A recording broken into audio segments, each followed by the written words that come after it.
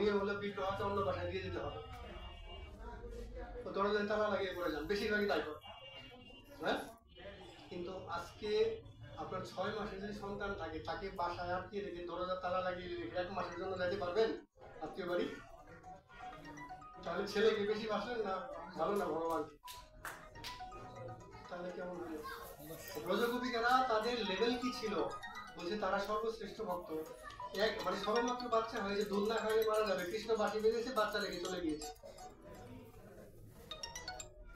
হ্যাঁ, আমরা হচ্ছে ভগবানকে ভালোবাসতে পারি না। আর শেষ আরেকটা তত্ত্ব বলি, বলে আমরা বিশ্রাম করব, যে আমরা যে মনুষ্য জন্ম পেয়েছি, এই মনুষ্য জন্মে এটা দেব দুর্লভ মনুষ্য জন্ম। এটা আমরা অনেকেই শুনেছি বিভিন্ন জায়গায়। কেন দেব দুর্লভ? দেবদেবীরা বৈকুণ্ঠ ধাম পর্যন্ত যেতে পারে, গোলক বৃন্দাবনে যেতে পারে। আর মানে যারা ভক্ত বা ভক্তি জীবন করছে, এরা যখন উদ্ধার পায়, এরা যদি বৈকুণ্ঠে যায়, তাহলে তাদের চতুর্ভুজ বা স্বরূপ প্রাপ্ত হয়ে যায়। যেমন দেখেন এসএসসি পরীক্ষার একটা নিয়ম আছে, আগে ছিল, মানে কি, মানে কোনো স্টুডেন্ট যদি ফার্স্ট ডিভিশন পায়, তো ফার্স্ট ডিভিশনের উপরে ছিল স্টার মার্কস। মানে আপনারা যখন আগে যারা পরীক্ষা দিয়েছে, তো ফার্স্ট ডিভিশন পেয়ে গেলে সে কিন্তু আর এসএসসি পরীক্ষা দিতে পারবে না। সে ভাবতে পারে আমি স্টার মার্ক পাওয়ার জন্য আবার এসএসসি পরীক্ষা দেবো, সে পারবে না। সেকেন্ড ডিভিশন পাইলে পারবে, এটা আগে নিয়ম ছিল, আপনারা জানেন। ফার্স্ট ডিভিশন পাইলে আর পারবে না, ফার্স্ট ডিভিশন ফার্স্ট ক্লাস। তো সে বৈকুণ্ঠে চলে গেলে আর সে গোলক বৃন্দাবনে যেতে পারবে। পারবে, যেমন জয় বিজয় গিয়েছে, তার অনেকগুলা মানে খুব মানে কি বলবো রেয়ার, খুব মানে দুর্লভ, মানে তাকে আবার জন্মগ্রহণ করতে হবে ধামে, মনুষ্য শরীর নিয়ে জন্মগ্রহণ করতে। আর আপনারা মনুষ্য শরীর পেয়েছে, এই শরীরে চাইলে ভজনা করলে ভগবত ধামে যাওয়া সম্ভব। আর যেটা বললাম, তত বেশি বেশি বৈষ্ণব সেবা করুন, বেশি বেশি ভগবানের উদ্দেশ্যে দান ধ্যান করুন, তাহলে পাপ অপরাধ ক্ষয় হবে। হরে কৃষ্ণ। জয় জয়।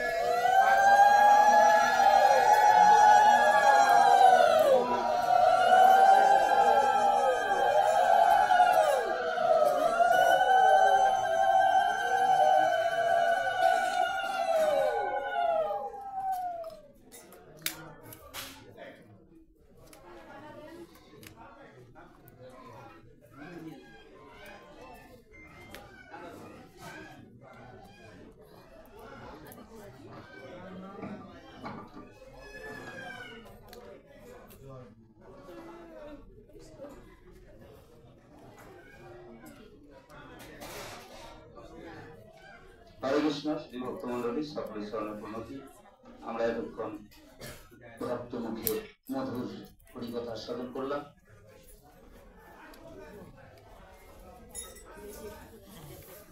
তো আজকের মতো হরিকথা এখানেই বিশ্রাম।